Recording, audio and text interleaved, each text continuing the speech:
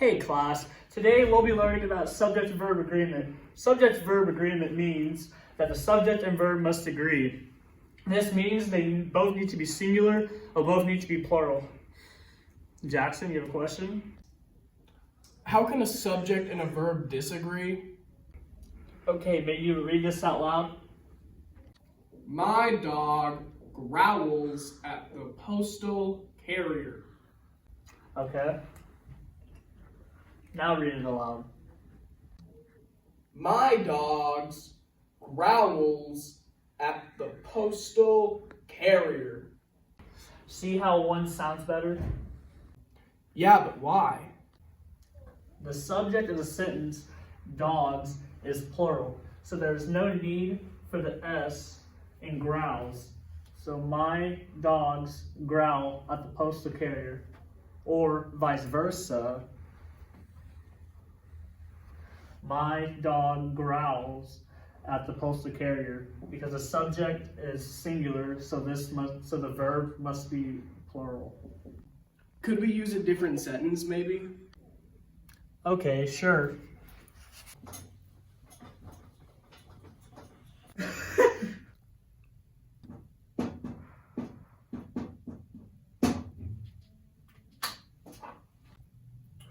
Jackson, can you read this out loud? A bouquet of yellow roses lend color and fragrance to the room. Now, would this be correct the way it is? Yes, Why? because Because why? it sounds good.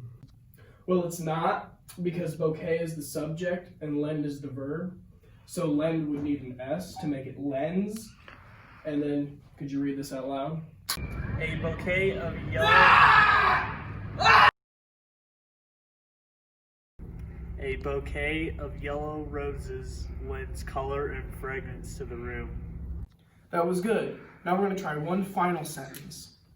Okay. I'd like you to read this aloud. My aunt or my uncle is arrived by train today. Now, would that be correct? No, that doesn't really sound right. Because why? Well, when you just say arrive to arriving. Very good. You would change arrive to arriving, making the sentence, my aunt or my uncle is arriving by train today.